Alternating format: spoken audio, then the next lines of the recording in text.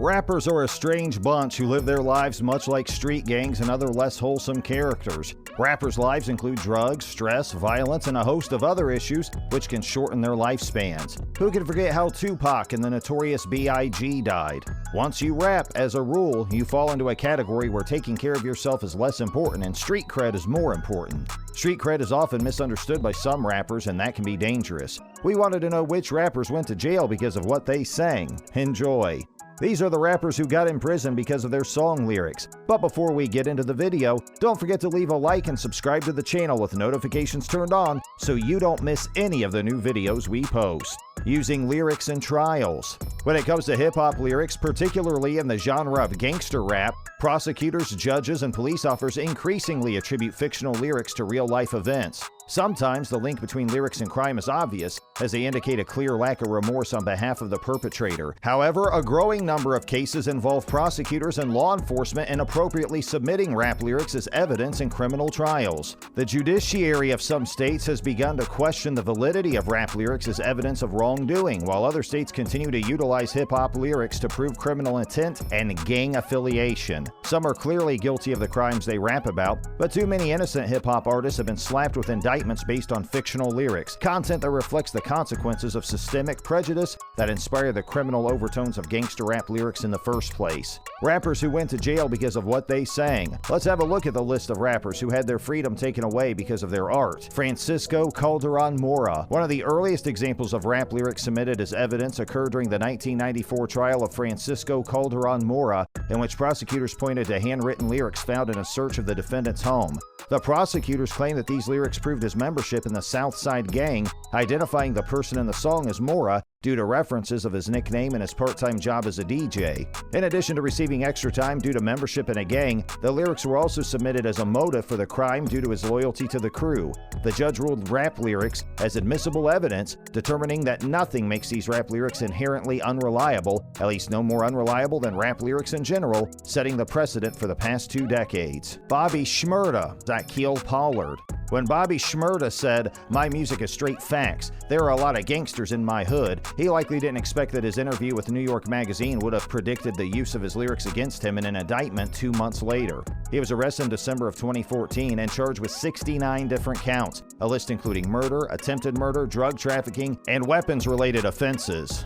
During the raid, police allegedly found a concealed handgun on Shmurda's person, with a further search of the vehicle revealing another firearm and a small quantity of crack. Prosecutors used Bobby Shmurda's lyrics, such as, "We gon' pull up in that hoopty like we cops on 'em. With M16s, we gonna put some shots on 'em," as evidence that supported serious charges against him. Dennis Green Sr. One of the most cut-and-dry cases to involve rap lyrics as evidence involved Dennis Green Sr., who was convicted in 2003 for brutally murdering his wife, Tara Barrett, a high school math teacher. Dennis attempted to flee the consequences of his crimes by hiding out in Chicago. While underground, he decided to make a series of 5 music videos that featured him drinking and smoking weed while performing freestyle. On these tapes, he can be heard saying, "I did the crime, I ain't doing the time, and I cut her neck with a sword," also talking about life on the lam, murder, and the afterlife during the video.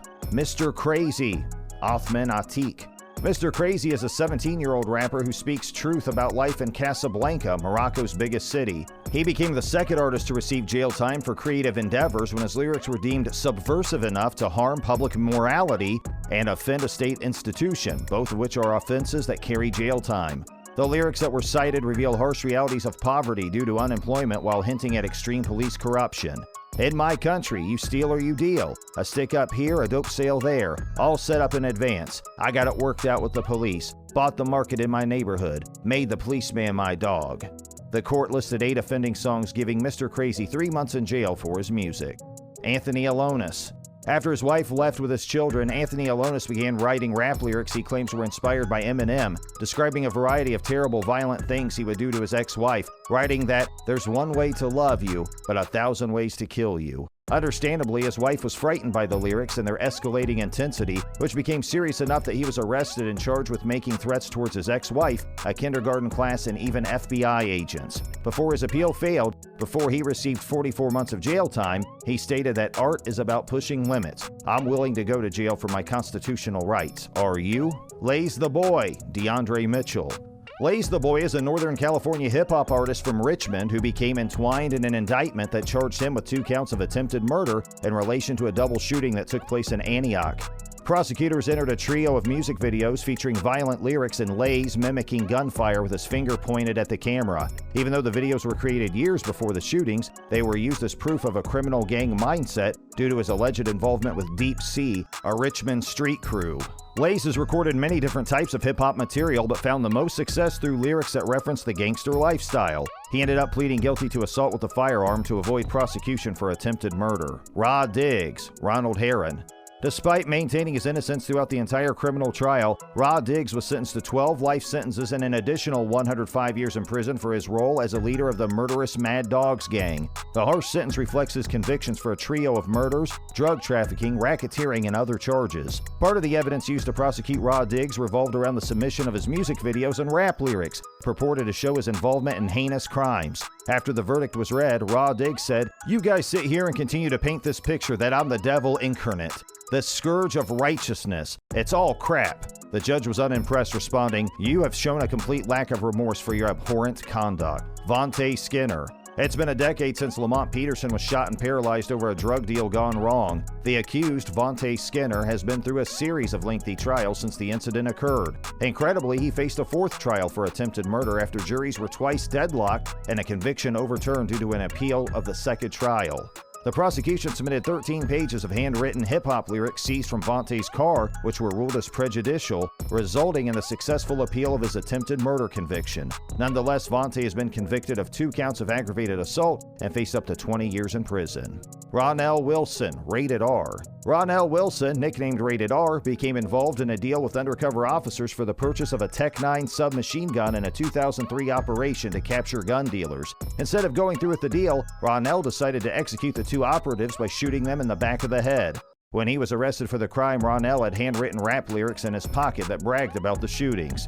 Prosecutors entered these lyrics as evidence in the trial, helping to secure a guilty verdict. Despite appeals, Ronell was on death row after being handed the punishment of a death sentence for his role in the grisly murders. Later, the sentence was commuted to life in prison. Tuan Gotti, Antoine Stewart. In Tuan Gotti's track Ride Out, the lyrics he spins focus on gang life, drug deals, and violence, similar to many other hip-hop songs about gangsters. 4 years after a double murder, Detective Carlos Nunez received a tip that led him to believe the lyrics of the song bragged about the murders. "Listen, walked to your boy and I approached him. 12 midnight on his trap house porch and everyone saw when I choked him, but no one saw when I smoked him. Roped him, sharpened up the shank, then I poked him. 357 Smith & Wesson, bean scoped him." A few details outlined in the passage match details of the crime, while other parts of the track don't reflect the murders at all. Tuan Gotti was acquitted of murder, but convicted of weapons charges, with the jury recommending a sentence of up to 16 years. Musicians from all different walks of life create songs that feature lyrics describing the darker side of human nature, including crime, gangs, drugs, and violence. For the most part, when singers perform songs with lyrics written in the first person, most people don't assume that the lyrics automatically represent the singer or a confession on behalf of the songwriter. Put simply, many song lyrics are at least partially fictitious, and audiences treat them as such, separating the art from the artist. What is your take on the issue of violence or lyrics that normalize criminal behavior? Do you think rappers mean what they sing? And if they do, are they saying the words or are they saying what they think society is saying? Feel free to leave a comment regarding this issue below. Thank you for watching, and remember to come back for more. Until then, stay safe.